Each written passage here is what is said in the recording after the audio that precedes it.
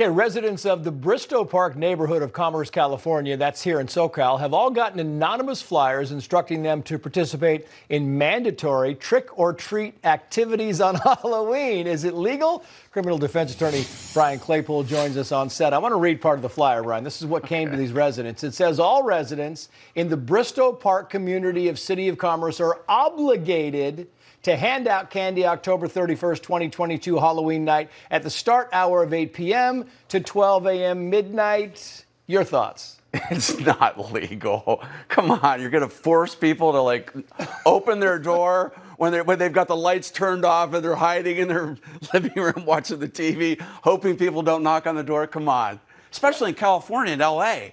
Right. I mean, are you kidding me? So it's not legal to force people to do that, but let's talk about the social impact. I think that would be a good thing. Oh, it's not legal, but it's a great idea. Is that where you're going? Not legal, okay, but oh, I love it. LA, look, before the pandemic, did you know this, that LA was voted one of the most impersonal cities in the country? I'm shocked. Surprise, surprise. I should know. I'm still single. I approach a gal, she's calling 911.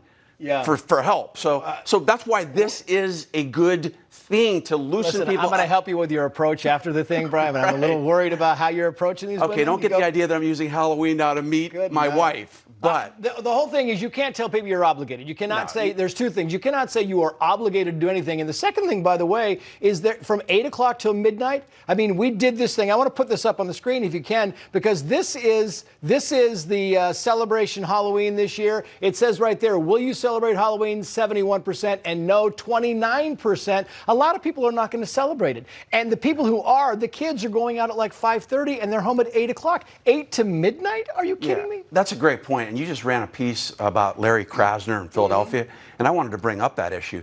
I mean, we really do live in dangerous times in LA County with our DA, Gascon. He's just like Krasner. He doesn't prosecute anybody. So you're asking families to open their door to strangers at 10, 11, and midnight, risking a crime being committed and then nobody being prosecuted for that crime.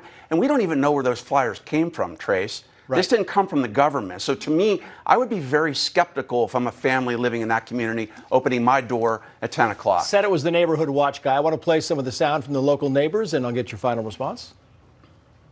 First, I was very angry. I said, who's demanding me to do this? I do it anyway. Why can't they come and say thank you for giving candy? Like, people just were laughing about it. Some of them were upset. They're like, how dare you, like, mandate something? Are we getting tickets, citations if we don't? I think that that's not fair because some people are Christian and don't celebrate Halloween. And it's not fair that you have to do something because somebody says to. Like, if you don't want to do it. I mean, I guess you could argue the spirit of the whole thing was, you know, maybe their heart was in the right place, but really? Come on. Yeah, I mean, the mantra is bring life back to the city. I get that, and I think it would help. But at the same time, you've got to balance that with the views of people.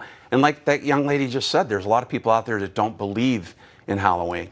Because it's Halloween, Brian Claypool, stand by. We got to use your...